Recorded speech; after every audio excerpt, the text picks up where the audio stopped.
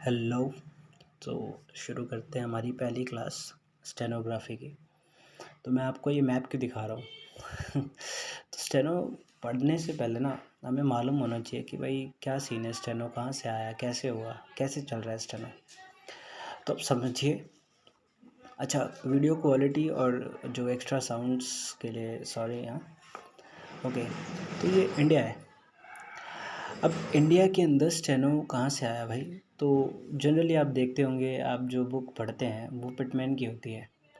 इसका मतलब ये है कि हम पिटमैन, जो सर आइजैक पिटमैन है, हम उनकी बुक पढ़ रहे हैं। ठीक है। तो मैं आपको एक चीज़ बताता हूँ। हुआ ये कि जब यहाँ पे ब्रिटिशर्स थे तो एक जज थे कलकत्ता में, उनका नाम था सर विलियम जॉन। तो जब वो इधर आए तो मतलब जब वो इधर आए तो उन्होंने जो हमारी लैंग्वेज देखी, संस्कृत, हिंदी, तो जब उन्होंने ये देखा तो वो बहुत ही ज़्यादा शॉक्ड हो गए। उन्हें लगा कि यार ये क्या है, इनकी तो बड़ी गजब की लैंग्वेज है। अच्छा, इस समय इंग्लैंड में हेयर कहा गया, इधर इधर क्या था, इधर शॉर्ट हैंड मतलब जल्दी लिखने के लिए कुछ रिसर्च हो रहे थे। ओके। तो हुआ ये कि उसी टाइम पीरियड में इन्होंने ये चीज़ देखा कि यार वाह, ये तो बहुत ही अच्छा है, हमें तो इस पे रिसर्च करना चाहिए। क्योंकि इंडिया में नॉर्थ साइड में जो बोला जाता है, मतलब हर जगह इंडिया की जो लैंग्वेज है, यहाँ जो संस्कृत है हमारी, जिस तरीके से उसको प्रोनाउंस किया जाता है उसी तरीके से उसे लिखा भी जाता है। इंग्लिश में ऐसा नहीं है। ऐसा मैं क्यों बोल रहा हूँ, मैं समझाता हूँ अभी थोड़ी देर में। जब हुआ क्या, तो इन्होंने रिसर्च किया, इन्होंने काम किया, and then sir Isaac Pitman की एक बुक पब्लिश हुई जिसका नाम था स्टेनोग्राफिक साउंड हैंड। ठीक है, जो कि 1837 में आई थी। उसके बाद किताब का नाम फोनोग्राफी हुआ और फिर पिटमैन्स शॉर्ट हैंड हुआ। ठीक है। अच्छा, मैं बता दूं कि इस समय तक ना 460 system of English short hand writing had been tried in England। समझे, 460। तो इतने सारे, और आपको उसमें सक्सेस नहीं मिल रहा था। सिर्फ पिटमैन का जो था, पिटमैन शॉर्ट हैंड, उस जो कि 150 ईयर्स अगो बना था, उसमें थोड़ा चांस था, क्योंकि it is totally based on phonetic structure of Sanskrit. तो ये चला, इनको अच्छा लगा। ओके। तो ये बना और इंडिया में इसको अभी तक फॉलो किया जा रहा है, इवन टुडे 150 ईयर्स हो गए हैं। ठीक। सो अगर कोई बोले ना कि ये तो इंग्लिश है, वहाँ बना हुआ है, पर बेस्ड है संस्कृत पे, संस्कृत के जो साउंड्स है ना उस पर। चलो अब आगे का पढ़ते हैं। तो हम शुरू करते हैं शॉर्ट हैंड। जैसे कि मैंने अभी आपको बताया कि साउंड का क्या इशू है। देखो, इंग्लिश में क्या होता है, पढ़ते कुछ और हैं, लिखते कुछ और हैं।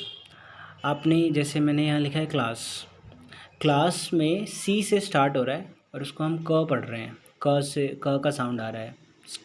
ठीक है। अगला ही वर्ड जो है यह है साइकिल, ये भी जो है सी से स्टार्ट हो रहा है, आप देख रहे हैं। पर और इसका जो स्टार्टिंग प्रोनाउंसिएशन है वो स है। ये कैसे पॉसिबल है कि यहाँ पे भी सी से शुरू हो रहा है और यहाँ से भी सी से शुरू हो रहा है, पर यहाँ पे हम क पढ़ रहे हैं, यहाँ पे हम स पढ़ रहे हैं। तो ये दिक्कत थी। ठीक है, कि एक ही लेटर के दो साउंड हो रहे थे, तो ये ड्रॉबैक था। तो जब सर विलियम जोन्स ने देखा कि यहाँ तो गजब है, जो लिखते हैं वही पढ़ते भी हैं। मतलब अगर नाम हम कह रहे हैं तो नाम में जो पहला जो साउंड आएगा वो न का ही आएगा और लिखते भी न ही है। मन के अंदर जो पहला अक्षर है वो म है, लिखेंगे भी हम म ही। तो उनको ये बड़ा पसंद आया, तो उन्होंने फोनेटिक बेस पे स्टेनो की शुरुआत की। ठीक है।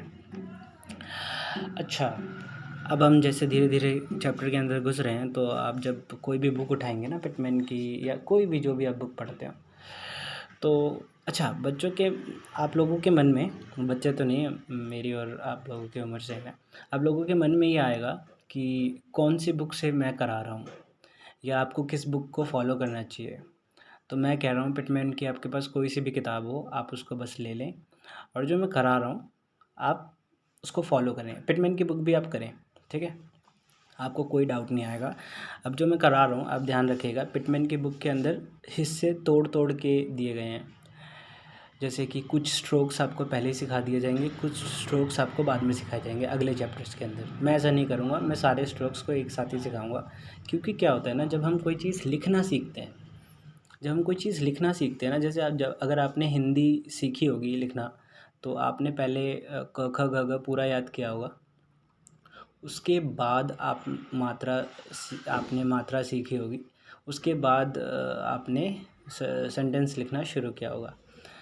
तो शॉर्ट हैंड में भी हम यही करेंगे। सबसे पहले हम सारे अक्षर को सीखेंगे, स्ट्रोक्स जो होते हैं, स्टेनो में उसको स्ट्रोक्स कहते हैं, जिसको हम इंग्लिश और हिंदी में अक्षर बोलते हैं, कॉन्सोनेंट्स, ठीक है। तो जैसे कि आप देखेंगे कि आप जब बुक उठाएंगे तो वो PBTD चेजे सब पढ़ाते हैं, तो आपको करना तो याद इसी को है, बट आपको अगर आप देखेंगे कि आप लोग जब कुछ लिखेंगे ना, जैसे पी, जब इसकी प्रैक्टिस करेंगे तो आप लिखेंगे P, फिर आप बोलेंगे B डार्क बना के, फिर आप लिखेंगे T, फिर आप D बनाएंगे डार्क, ऐसे करके। आपको ये नहीं करना है, क्योंकि जब आप ये करेंगे ना तो पता है क्या होगा, आगे चल के जब आप कोई वर्ड लिखेंगे ना, तो आप सोचेंगे उसकी स्पेलिंग। जैसे आपको जैसे आपको लिखना है, जैसे आपको टैडी लिखना है, तो आप उसमें टैडी लिखते समय आप सोचेंगे साउंड क्या आ रहा है, टी से स्टार्ट हो रहा है, तो टी का साउंड। हाँ, तो मैं कह रहा था कि जब आप लिखोगे ना ऐसे, तो आप सीधा स्पेलिंग सोचोगे कि यार मैंने टैडी लिखा, तो टैडी टी से शुरू होता है, तो टी से आप लिखोगे टी, फिर बनाओगे TD, ओके। अगर कोई नाम आया कि राहुल लिखो, तो राहुल लिखते समय आप सोचोगे R से शुरू हो रहा है, रे बनाएंगे, रे बनाया, फिर राहुल आपने लिखा। कोई वर्ड आया, जैसे आपको लिखना है इंडिया, तो इंडिया में ने एन आ रहा है, पहले एन, तो आप एन बनाओगे फिर लिखोगे, ठीक है।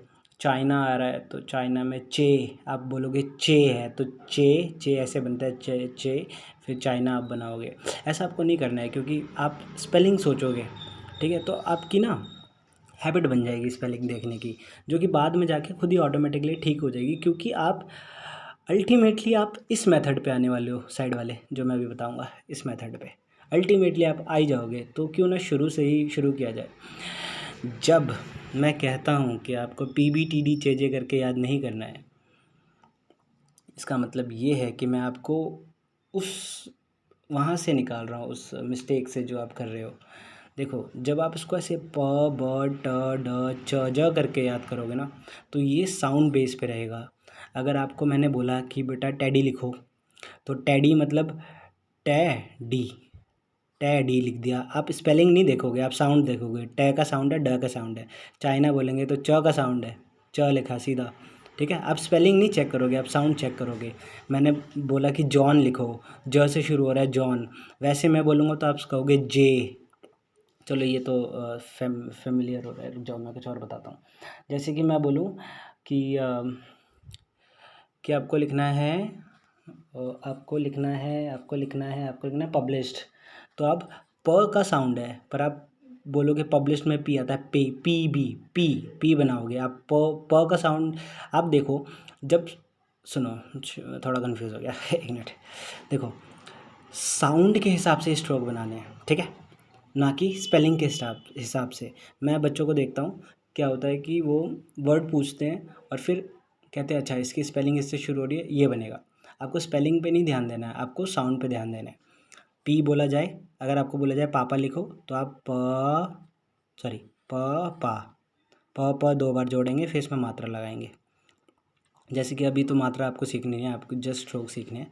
तो जैसे आपको प बोला जाए तो आप प बनाएं, ब बोला जाए डाक ब, ट बोला जाए ट ड बोला जाए, डाक ड। अच्छा ये लाइट और डार्क क्या है ये मैं आपको बताऊंगा थोड़ी देर बाद, ठीक है। ऐसे करके आपको याद करने हैं सारे स्ट्रोक्स जो कि आपकी बुक में होंगे, मैं इसमें लिख के नहीं दिखाने वाला, ठीक है। अच्छा फिर बच्चे बोलेंगे कि आपने रूल्स तो सिखाए नहीं कि आर आर का रूल आएगा, अपवर्ड आर सीखें कि डाउनवर्ड आर सीखें, क्योंकि बुक में होगा तो आप उसकी चिंता मत करिए। जो भी चीज़ अपवर्ड बन रही है ना, आर देखिए दो ही चीज़ होगी, आर और एच, इसी दो में आप कहेंगे कि इसका रूल पढ़ाओ हमें, तभी हम इसके स्ट्रोक्स याद करेंगे। कोई ज़रूरत नहीं है, आर को आप याद करिए ऐसे अपवर्ड जाते हुए, एच को भी आप याद करिए अपवर्ड जाते हुए, ठीक है। बाकी सारे स्ट्रोक्स आपको बुक में मिल जाएंगे, उस बुक से आप सारे स्ट्रोक्स याद कीजिए। अच्छा डार्क और लाइट का क्या सीन है, देखो जो भी हल्के साउंड है ना, अब हल्के साउंड क्या होता है, जब आप क ख ग घ लिखोगे ना, मैं आपको थोड़ा समझा देता हूँ, 1 मिनट वेट करो, मैं पॉज करके यहाँ पे क ख ग घ लिखता हूँ, फिर मैं आपको समझाता हूँ। ओके मैंने लिख दिया है। अब आप ये देखोगे कि ये ग्रुप है, ये क का ग्रुप है। जब आप ये 4 साउंड बोलोगे ना तो ये क ख ग घ एक जैसा साउंड कर रहा है, बस थोड़ा उसमें अंतर है, क्या बोलते हैं, थोड़ा डार्क थोड़ा हैवी बोला जा रहा है, ठीक है। बाकी ये निकलता है एक ही जगह से है, च छ ज ज एक जैसे साउंड करने वाले हैं, थोड़ा सा अंतर है इनमें।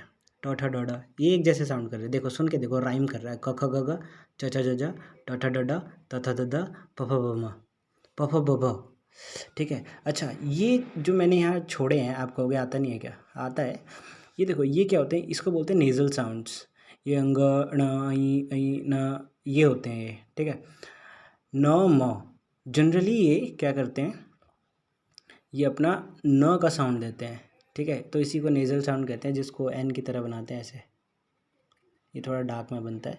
और जो नॉर्मल न आता है ना वो भी ऐसे ही बनता है, लेकिन नॉर्मल ऐसे ही बनता है। म जो है म, आप बुक में देखोगे तो बुक में मिल जाएगा, म ऐसे बनता है।